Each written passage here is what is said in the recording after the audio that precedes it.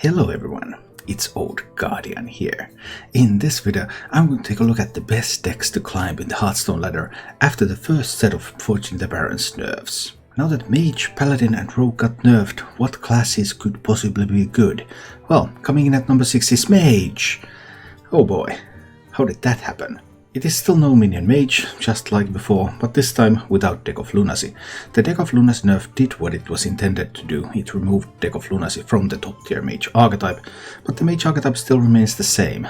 I actually have a video of this kind of no Minion Mage without Deck of Lunacy. I played this early in the expansion, and the archetype retained pretty decent statistics even once Deck of Lunacy became commonplace. Deck of Lunacy was just a little bit too good, but now that that's out of the way, the natural strength of the Mage can still shine through. This early in a new patch, the meta is still in flux. Hunter is currently the most popular class, and Mage is weak against Hunter, so that's a bit of a problem.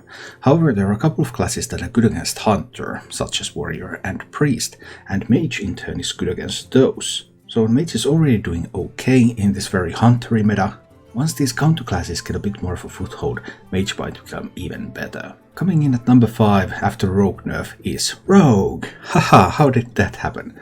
Well, Rogue deck also changed a little bit, but it still runs Chandis. Chandis is so good. Chandis to 6 mana, okay, it made it weaker, but Rogue still wants to use it. Chandis, Kazakus still being the main win conditions of the deck.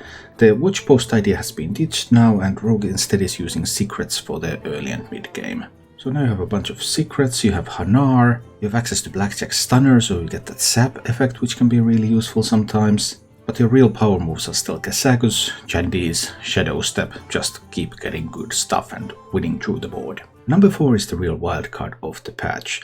It was predicted already before the patch by many people, such as myself, that Rush Warrior would become better after the patch, but we're still looking for what is the exact right combination of cards. This one seems to be doing the best right now, but there are still a lot of different Rush Warrior decks around, and this deck is nowhere near perfectly tuned.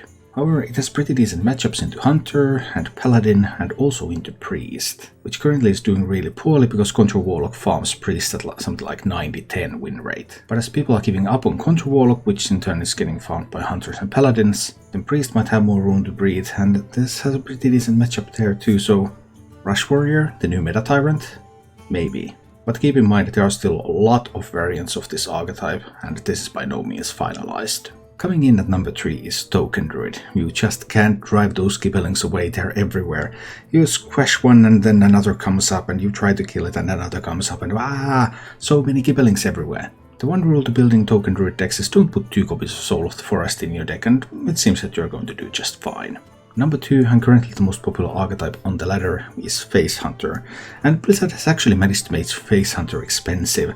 Barrack Codobane, Ringlinger's Rifle, 2 copies of Warsong Wrangler, 2 copies of Golkar Packrunner, 4 epics, 2 legendaries. What kind of Face Hunter deck is that? Well, it's the kind of Face Hunter deck that wins games, of course. There's probably still room for experimentation in Face Hunter decks, but overall Face Hunter seems pretty good right now. It has a lot of damage, it's difficult to run it out of resources, and it just keeps going face. However, the current number 1 deck is Secret Paladin. No Librams, no Penflingers, even though the Librams and Penflingers are still doing okay, like 53% win rate or so. But just do secrets and aggro and be aggressive, use Kazakus, Alexstrasza can go phase 2, Hammer of the Naru, and obviously Crab Rider with buffs. Some people are also experimenting with aggro Paladin decks without secrets. I built an early budget aggro Paladin like that, and it's probably much better right now in this meta, so most likely worth revisiting that deck too. But yeah, Paladin is still kind of looking its shape after Penflinger nerf, but right now these aggressive Paladin decks are performing really well. I didn't have a Priest deck to feature here. You may have noticed that some of these top decks have had weakness against Priest. But Priest right now it's pretty terrible class because it has some matchups that it's really good in, and it has some matchups that are just impossible for it to win. So it's super polarized. And so far on the ladder that has not led to general success for Priest, even though in the right meta, Priest decks could be devastating. There is still a lot of Hearthstone to be played. Fortunately, the Barrens kind of was reset with this nerf patch. Even though the same classes are on the top, the contents of the decks have changed, and they are still being fine-tuned and refined. But these are what is working best right now, and I will keep you updated as the meta evolves. Thank you for watching.